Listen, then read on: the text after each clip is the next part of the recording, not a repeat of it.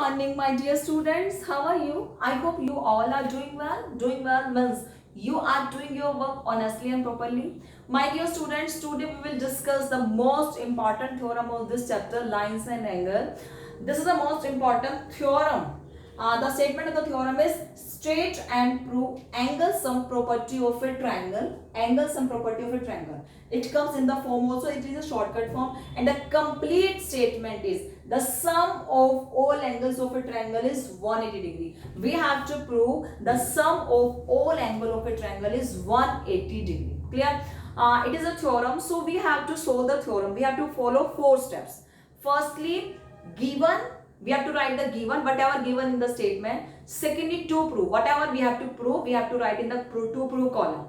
Third, if there is any need of construction, we have to write in construction column. And the fourth and the last is proof. We have to write the proof. Whatever we have to prove, we have to write the complete solution in the proof column. Clear?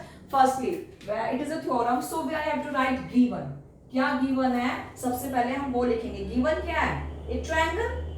Okay, सबसे पहले एक triangle given है तो हम लिखेंगे given में ए B सी, क्योंकि मैंने यहाँ ए बी सी का नेम लिखा है. आप P Q R X Y Z whatever you can write. Okay, आप लिखोगे triangle A B C, a triangle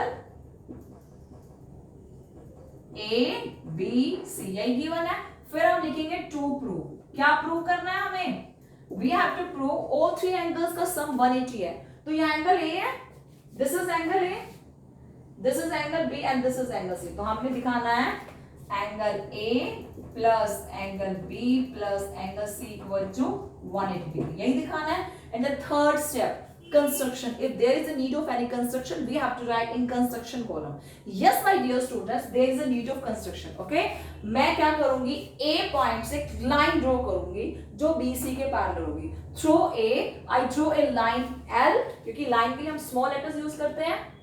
आप लिखोगे through A point से draw a line L. मैंने A पॉइंट से लाइन L ड्रॉ की. Okay, which is parallel to BC. जो BC के क्या है? पैरेलल है. तो आप लिखोगे construction,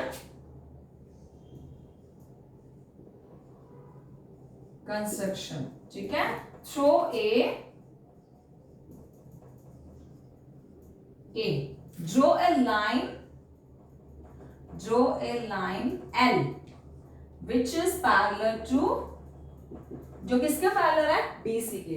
Which is parallel to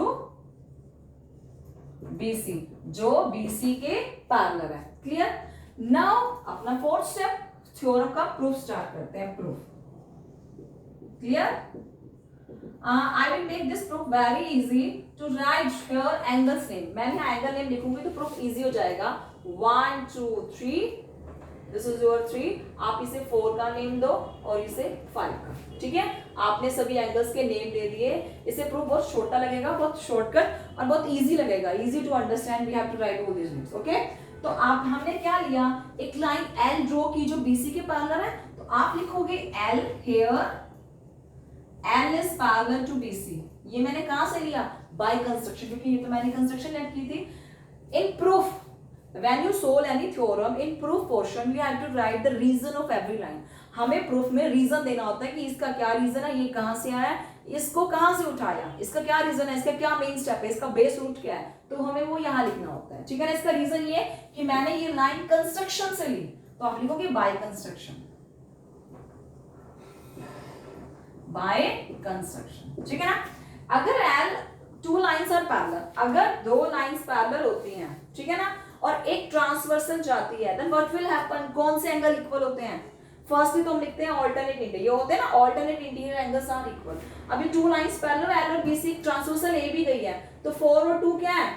alternate interior angles. तो आप लिखोगे angle 4 equal to angle 2. Reason क्या है? Alternate interior angles, alternate interior angles. Clear?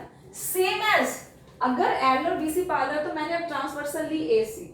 अगर एसी ट्रांसवर्सल है तो 5 किसके इक्वल होगा? 3 के. ये भी क्या है? Alternate interior angles. तो आप लिखोगे 5 इक्वल टू 3. ये भी क्या है? Alternate interior angles. ये भी अल्टरनेट इंटीरियर एंगल्स है. आपने यहाँ कंप्लीट लिखना है alternate interior angles. alternate interior angles. ठीक है. Now my dear student, now if look here, x equal है y के, a इक्वल है b के. अगर x y के इक्वल है, a b के इक्वल है, तो x plus a equal to y plus b होगा. ये भी इक्वल होंगे. आप इसको प्रैक्टिकली किसी नंबर से चेक करना, सेम आएगा आंसर.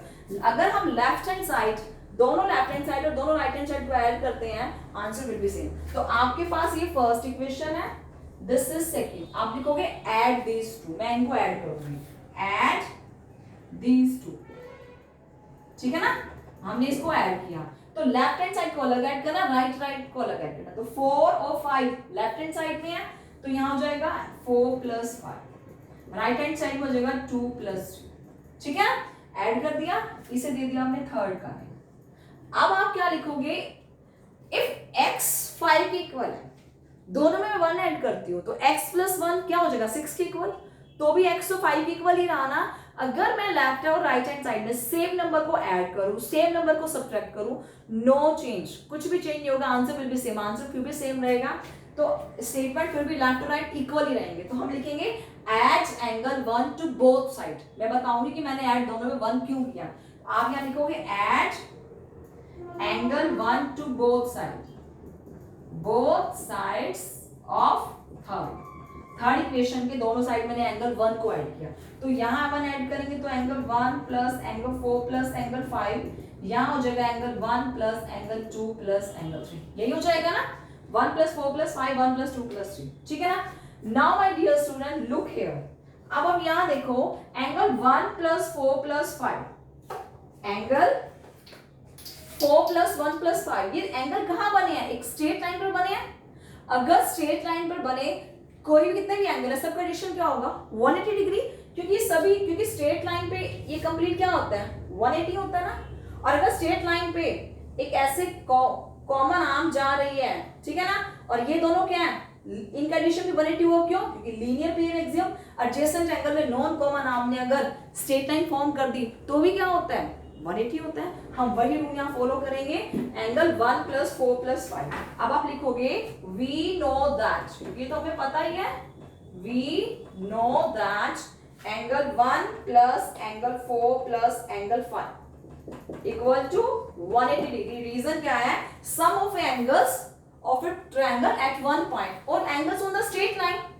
आप लिख सकते हो angles on the straight line और लीनियर पेयर एक्सियम. दोनों आंसर ठीक है. आप कोई भी रीजन लिखना. मैं यहाँ लिखती हूँ angles on a straight line. ये एंगल कहाँ है, स्ट्रेट लाइन पर है. Angles on straight line. ठीक है. और आप लीनियर पेयर एक्सियम में देखो, now you will ask one question कि मैम लीनियर पेयर एक्सियम में एडजेसेंट एंगल 2 होते हैं. यस माय डियर स्टूडेंट, 4 1 5 है. आप 1 और 5 को एक ही एंगल ऐड करो, 1 प्लस 5 और 4. अब देखो कॉमन आर्म क्या है, AB की एक एंगल इस साइड बना है, एक एंगल उस साइड बना है, और नॉन कॉमन आर्म ने एक क्या बना दी, स्ट्रेट लाइन फॉर्म कर दी. तो भी आंसर ठीक है. तो आप लिखोगे angle on a straight line, और आप लिख सकते हो लीनियर पेयर एक्सियम. क्या लिख सकते हो, लीनियर पेयर एक्सियम. ये भी ठीक है, लीनियर पेयर एक्सियम लिखो यार. आप कोई भी एक रीजन लिखोगे, ठीक है ना. अब 1 प्लस 4 प्लस 5 180 है. 1 प्लस 4 प्लस 5 180 है, तो इसकी वैल्यू भी क्या हो जाएगी, आप इसकी वैल्यू को पुट कर दो यहाँ. Put the value of star, आप इसे स्टार का नेम दो. Put the value of star in fourth equation. ये फोर्थ है ना. Put the value of star in fourth. Put value of star in fourth. आपने वैल्यू ऑफ स्टार को fourth पे पुट किया. फोर्थ आपकी ये है, यहाँ 180 पुट किया, तो 1 प्लस 2 प्लस 3 क्या रहेगा 180. तो आप लिखोगे 1 plus 2 plus 3 equal to 180 degree. 1 क्या है, angle A plus angle B plus angle C equal to 180 degree. This is what we have to prove. यह वही है जो हमें प्रूव करना था. In this way you can prove the sum of all angles of a triangle is 180. This is very easy theorem. हमने starting में एक लाइन ड्रॉ की जो BC के पैरेलल है, ठीक है ना. मैंने एक L ड्रॉ किया. अगर ये दोनों पैरेलल हैं तो 4 2 के इक्वल हो गया, अल्टरनेट इंटीरियर एंगल्स. 5 3 के इक्वल हो गया, अल्टरनेट इंटीरियर एंगल्स. दोनों को मैंने ऐड किया, तो 4 और 5 बन गए 2 प्लस 3. ठीक है ना. यहाँ तक आया समझ. अब मैंने दोनों में क्या किया, 1 ऐड कर दिया. तो मैंने 2 और 3 में 1 ऐड किया 1 2 3 बन गया, 4 और 5 में 1 ऐड किया 4 1 5 बन गया। अब हमें पता है कि 4 1 5 एक स्ट्रेट लाइन पर बना एंगल है 180 डिग्री होगा, तो अगर 4 1 5 180 है और 4 1 5 किसके इक्वल है 1 2 3 के, तो 1 2 3 भी क्या हो जाएंगे 180। 1 means angle A, 2 means angle B, 3 means angle C, so angle A plus angle B plus angle C क्या हो जाएगा 180। Students this is the most important theorem of this chapter is lines and angle. तो आपको ये theorem ध्यान से समझनी है, ठीक है ना। If there is any doubt then you can ask me in comment box, I will tell your answers. Thank you.